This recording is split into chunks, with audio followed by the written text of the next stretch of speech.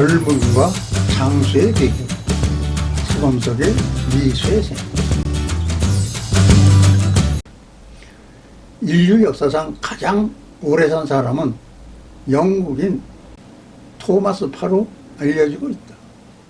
151세까지 장수했던 것은 155cm의 키에 53kg의 몸무게인 단신이었다고 한다. 88세에 처음 결혼하여 슬하에 1년을 두었고 122세에 재혼까지 했다.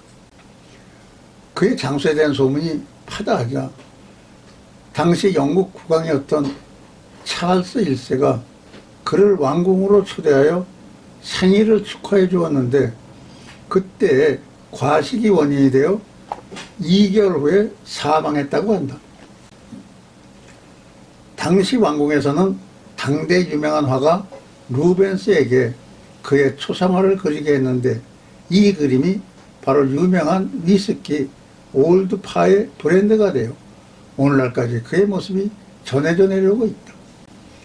인간의 수명이 얼마나 되는가 하는 논의는 예로부터 있어 왔다. 성경에는 수명이 120세로 나온다. 창세기 6장 3절. 현대의학자들도 비슷하게 125세까지로 보고 있는 것 같다.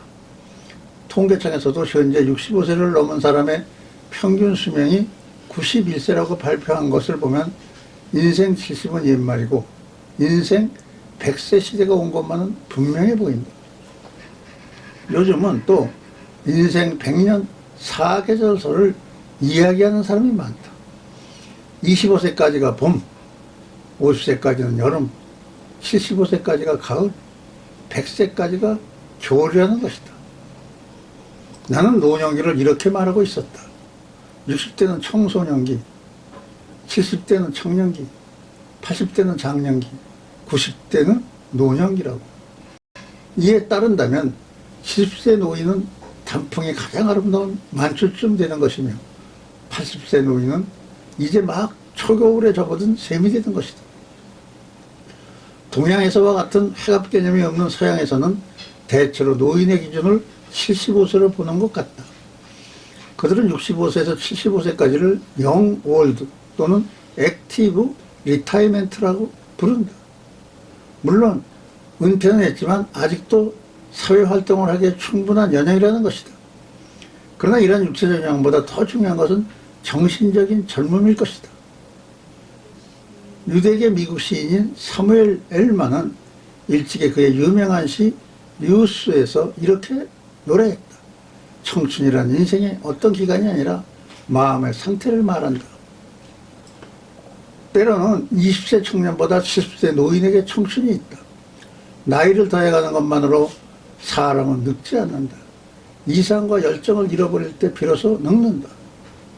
몇 년 전 96세로 타계한 세계적인 경영학자 피터 드리커는 타계 직전까지 강연과 집필을 계속하였다.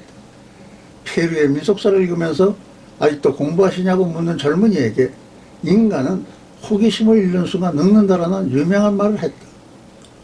1974년 96세로 타계한 금세기 최고의 첼리스트 피폴로 카잘스는 93세 때 유엔에서 조국 카탈루나의 민요인 새의 노래를 연주하고 평화에 대한 연설을 하여 세계인들을 감격하게 했다.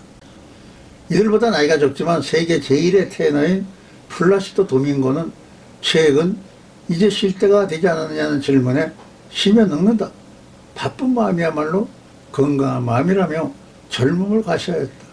이들은 한결같이 젊은이보다 더 젊은 꿈과 열정을 가지고 살았다. 정신과 의사들은 말한다. 마음이 청춘이면 몸도 청춘이 된다. 이 나이에 무슨 이라는 소극적인 생각은 건물이다. 노령에도 뇌세포는 증식한다. 죽을 때까지 공부하라. 확실히 늙음은 나이보다 마음의 문제인 것 같다. 물론 생사는 우리 마음대로 할 수 있는 것이 아니다.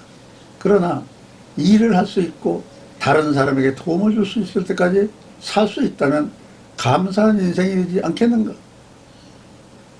항상 젊은 마음을 가지고 끊임없이 새로운 일에 도전하면서 바쁘게 사는 것이 젊음과 장수의 비결인 것 같다. 감사합니다.